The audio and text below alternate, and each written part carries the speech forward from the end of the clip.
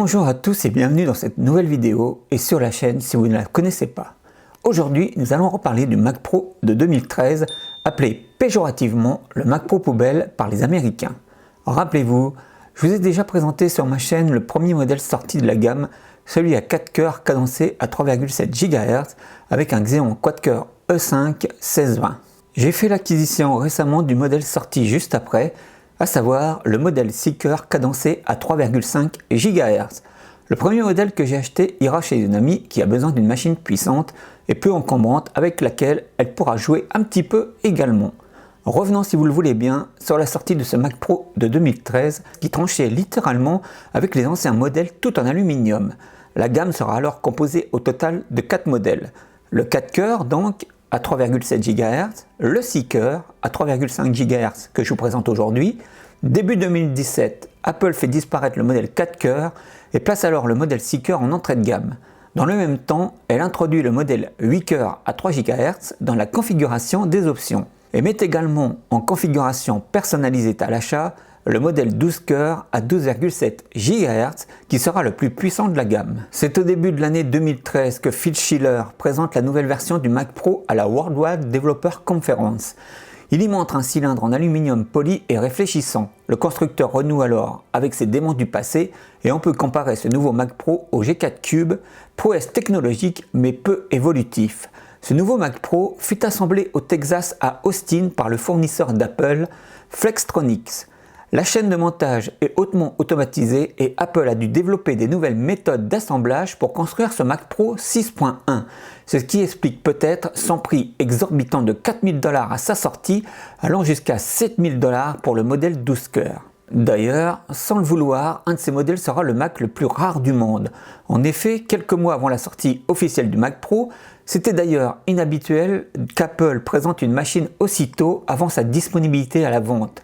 Il sera vendu près de 6 mois après son annonce. Quelques mois donc avant la sortie du Mac Pro qui sera entièrement habillé de noir et uniquement disponible dans cette couleur, Jonathan Ive, dans le cadre d'une vente organisée pour une œuvre de charité, sortira un seul et unique exemplaire du Mac Pro 6.1 dans la gamme Red Product, tout de rouge vêtu. Estimé à un prix entre 40 000 et 60 000 $, il partira au final au prix de 977 000 $.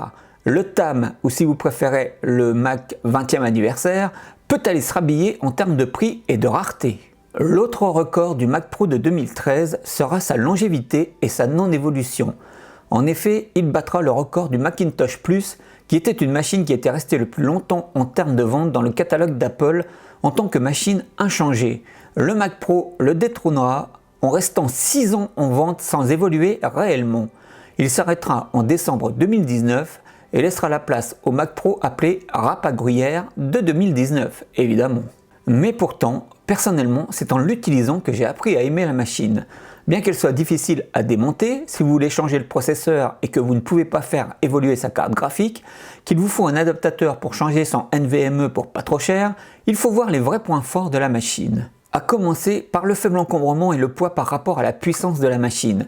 Fini les 20 kg des Mac Pro 1.1 au 5.1 et leur taille gigantesque qui les rendait difficilement transportables. De plus, Apple comble des lacunes par rapport à ses anciens modèles.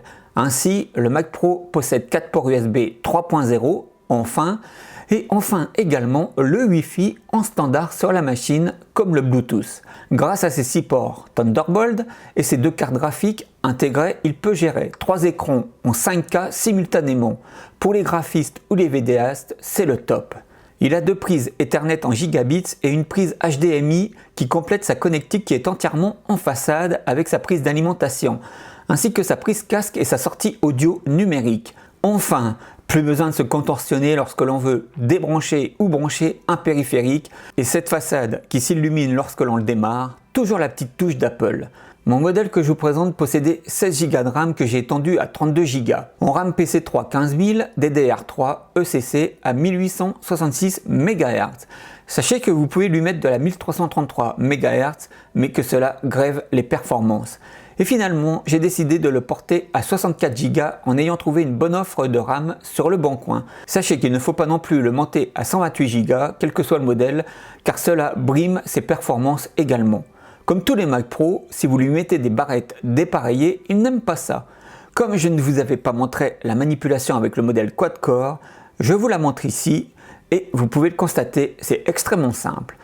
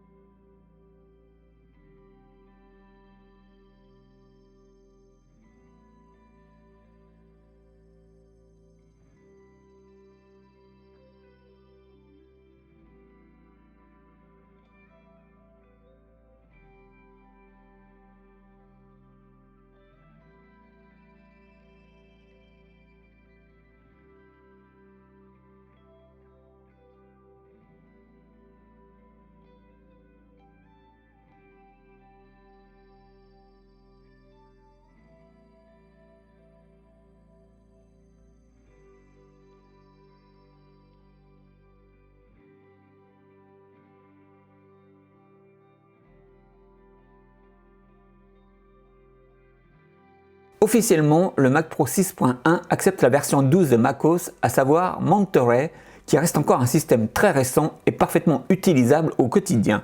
Bien sûr, le patch OpenCore vous permettra d'installer la dernière version de macOS dessus, Sonoma. Pour mes besoins, ayant tous mes logiciels de montage et de retouche images, à savoir Premiere Element et Photoshop Element, j'ai installé également Windows 10 sur ma machine via Boot Camp et qui se réalise très simplement.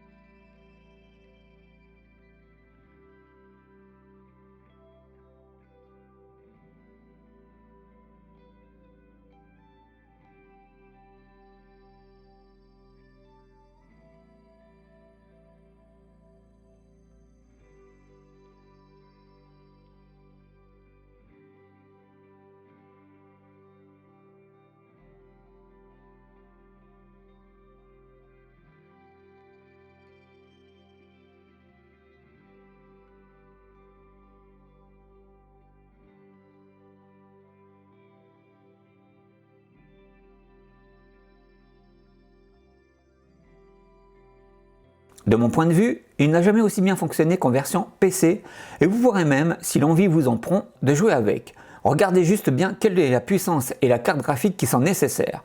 Mais par exemple, pour se faire une petite partie de la démo de Resident Evil 2 Remake, ça le fait.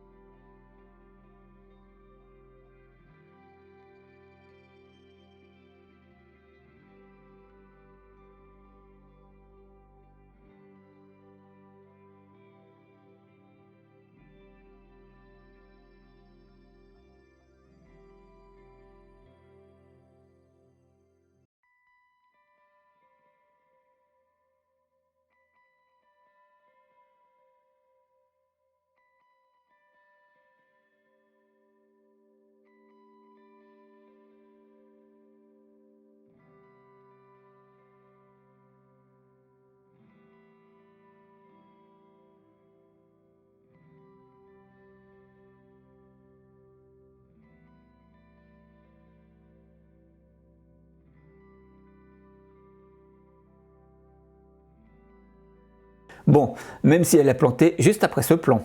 Je lui ai bien entendu laissé une partition de 250 Go en version MacOS. Là aussi je possède mes versions de logiciels que j'utilise de façon sporadique car elles sont moins complètes que leurs homologues sur Windows. Dommage.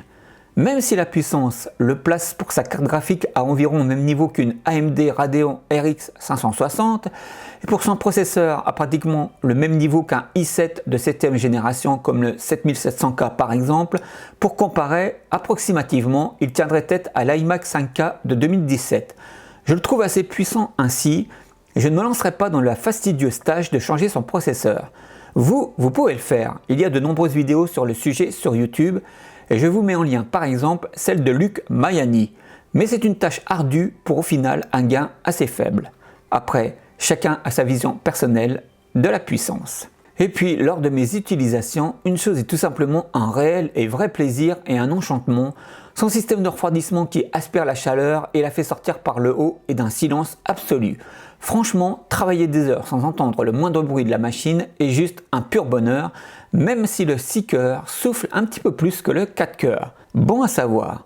Peu encombrant, avec ses 5 kg, vous pourriez presque le transporter avec vous pour travailler à l'hôtel si vous êtes en déplacement.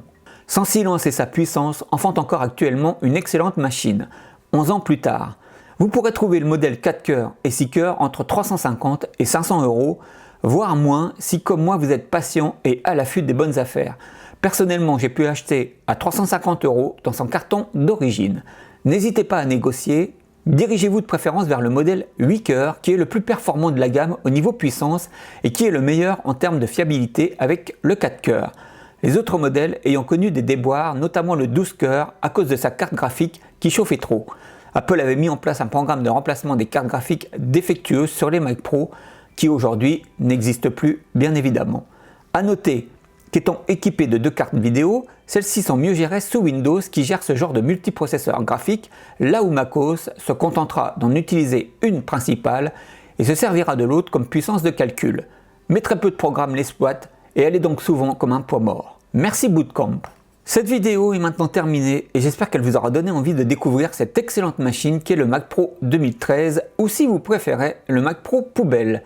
Si vous tombez sur une bonne affaire, alors jetez-vous dessus, vous ne le regretterez pas. Je suis très content que cette machine soit désormais ma machine principale et soit dans ma collection. Le 4 coeurs que j'ai utilisé jusqu'à aujourd'hui ira, comme je l'ai dit en début de vidéo, à une amie qui a besoin d'une machine puissante et peu encombrante à petit prix. Quel meilleur descriptif pour le Mac Pro 6.1 de 2013. Il est un peu le digne successeur du Cube.